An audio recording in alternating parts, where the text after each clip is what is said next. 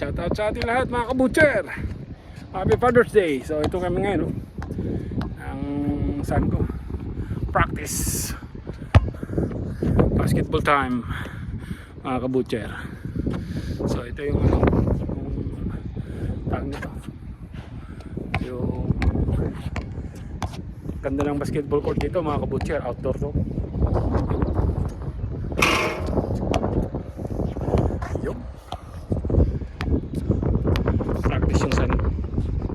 Training ball yan mga kabutcher. Ang kalakas ng pulso. So yun, saan man tayo ng sulok ng mundo ngayon mga kabutcher, shoutout sa ating lahat. Shoutout at mabuhay mga kabutcher. So ito ngayon yung place namin ng son ko. Training siya. Yun, ayos. Swak na swak. Yan o. Yung. So mga kabutcher, itong ano ngayon, panahon dito medyo makulimlim. Makulimlim mga kabutcher. So shoutout pala sa mga subscribers ko dyan, mga walang sawang sumusuporta sa munting channel natin. So yun mga kabutcher, yung ano namin ngayon, Father's Day banding ng son ko. Practice kami ng basketball. Shooting siya, dribbling, shooting. Ganun din ako, mabigat nga lang yung training ball namin mga kabutcher kasi 3 kilos yun eh. Yan.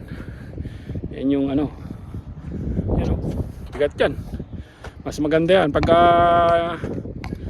mga kabutcher, may anak kayo, mahilig sa basketball, sanayin nyo sila sa ano, sa bola na training ball para pagdating sa malaking bola, sa tag nito, sa tunay na bola, sa real ball, lalakas yung pulso nila mga kabutcher. Ayun siya oh. Yun, oh, lumalakas yung pulso niya.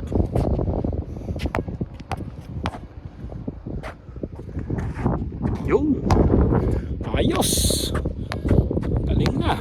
Yun mga kabutcher, yan lang banding namin ngayon, Father's Day yan with my son. Ayan, yan siya oh. Shooting. Keep going, Jared. Focus. Shot and dribbling. So pag andito kayo mga kabutcher na sa Canada, andito na yung family mo, mga anak mo mahilig sa basketball, ganyan. Every summer ganito, outdoor. Pagka winter, indoor naman.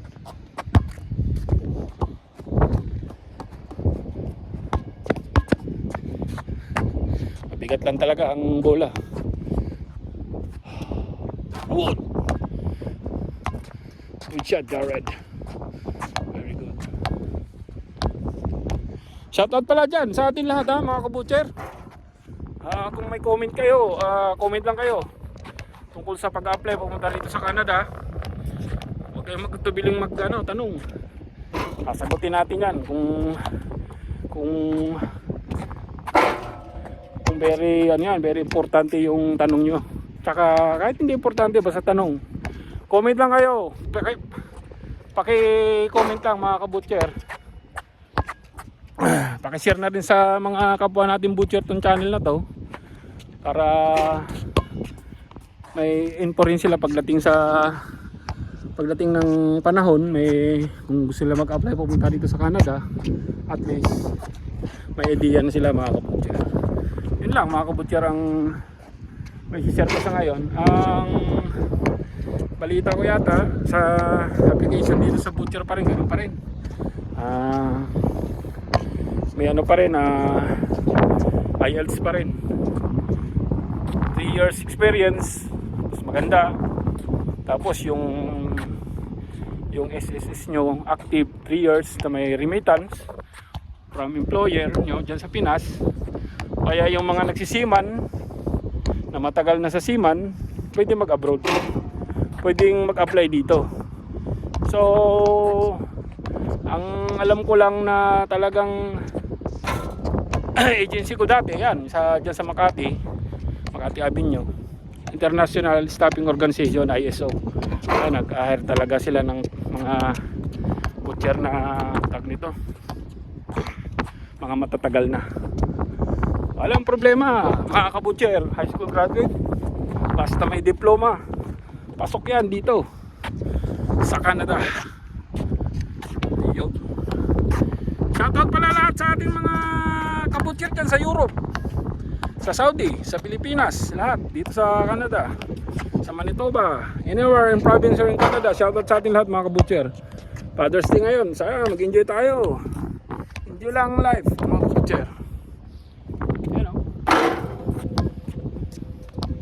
practice.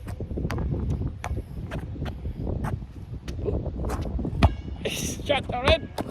Almost Jared.